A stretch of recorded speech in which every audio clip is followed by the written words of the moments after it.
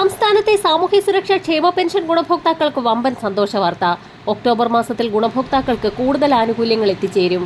55 ലക്ഷത്തോളം വരുന്ന സാമൂഹിക സുരക്ഷാ പെൻഷൻ ഗുണഭോക്താക്കൾക്ക് പുറമെ 8 ലക്ഷത്തോളം വരുന്ന സർക്കാർ സഹായത്തോടുകൂടി പെൻഷൻ തുക സ്വീകരിക്കുന്ന ക്ഷേമനിധി ബോർഡുകൾ വഴി പെൻഷൻ തുക സ്വീകരിക്കുന്ന ഗുണഭോക്താക്കൾക്കും ആനുകൂല്യം എത്തിച്ചേരും. ഒക്ടോബർ മാസത്തിൽ 2 ഘട്ടങ്ങളിലായി ഗുണഭോക്താക്കൾക്ക് 3200 രൂപ വീതം വീണ്ടും എത്തിച്ചേരുന്നു. ഈ സാമ്പത്തിക വർഷം അവസാനിക്കുന്നതിന് മുന്നോടിയായി തന്നെ കുടിശ്ശിക തീർത്ത് വിതരണം ചെയ്യുമെന്ന് ധനമന്ത്രി നേരത്തെ തന്നെ ബജറ്റിൽ പ്രഖ്യാപിച്ചിരുന്നു. പെൻഷൻ തുകയിൽ കുടിശ്ശിക തീർത്ത് വിതരണം പൂർത്തിയാക്കിയ ശേഷമേ തുക വർധനവ് പ്രഖ്യാപിക്കൂ എന്നും സർക്കാർ നേരത്തെ തന്നെ വ്യക്തമാക്കിയിട്ടുള്ളതാണ്.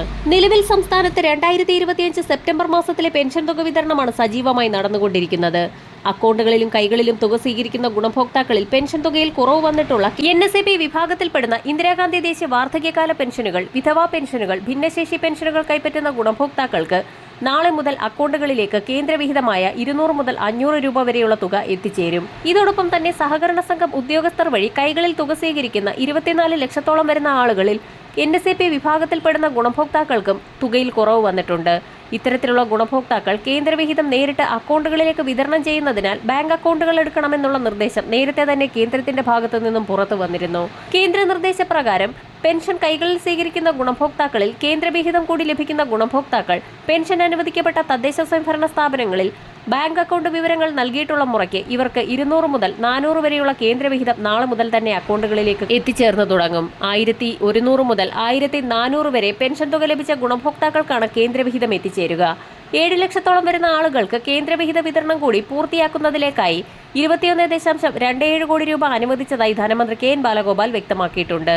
കേന്ദ്രവിഹിതത്തിന്റെ വിതരണം കൂടി പൂർത്തിയാകുന്ന സാഹചര്യത്തിൽ സംസ്ഥാനത്ത് ഒക്ടോബർ മാസത്തിലെ തനത് മാസത്തിലെ പെൻഷൻ തുകയുടെയും കുടിശ്ശിക തുകയുടെയും വിതരണം ആരംഭിക്കും. ഇലക്ഷന് മുന്നോടിയായി കുടിശ്ശികയും മറ്റ് ആനുകൂല്യങ്ങളും വിതരണം ചെയ്യുന്നതിലേക്കായി കേന്ദ്രത്തോട് സംസ്ഥാനം കൂടുതൽ വായ്പാനുമതി തേടിയിട്ടുണ്ട്. ഇതോടൊപ്പം തന്നെ പെൻഷൻ, ക്ഷേമ പെൻഷൻ, വിവിധ മേഖലകളിലേക്കുള്ള ആനുകൂല്യ വിതരണം എന്നിവ നടത്തുന്നതിലേക്കായി സഹകരണ ബാങ്കുകളുടെ കൺസോർഷ്യം അടക്കം രൂപീകരിച്ച് ഫണ്ട് സമാഹരിക്കൽ നടപടിയും ആരംഭിച്ചിട്ടുണ്ട്. കൂടുതൽ വായ്പാനുമതി നൽകണമെന്നാവശ്യപ്പെട്ടുകൊണ്ട് കേന്ദ്രത്തിന് കത്ത് നൽകിയിട്ടുണ്ടെങ്കിലും 270 കോടി രൂപയുടെ അനുമതി മാത്രമാണ് നിലവിൽ ലഭ്യമായിട്ടുള്ളത്. കാലങ്ങളോളമായി മുടങ്ങിക്കിടക്കുന്ന നിർമ്മാണ തൊഴിലാളി ക്ഷേമനിധി പെൻഷനുകൾ ഉൾപ്പെടെയുള്ളവ വിതരണം ചെയ്യുന്നതിലേക്കായാണ് സംസ്ഥാനം കേന്ദ്രത്തോട് കൂടുതൽ വായ്പാനുമതി തേടിയിരിക്കുന്നത്. ഇതോടൊപ്പം തന്നെ ഇലക്ഷന് മുന്നോടിയായി ക്ഷേമ പെൻഷൻ തുകയിൽ വമ്പൻ വർധനമാണ് പ്രതീക്ഷിക്കുന്നത്.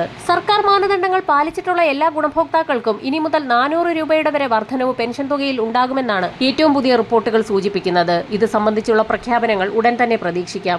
വരും മണിക്കൂറുകളിലെ സർക്കാർ അറിയിപ്പുകൾക്കായി ചാനൽ സബ്സ്ക്രൈബ് ചെയ്യാൻ മറക്കാതിരിക്കുക.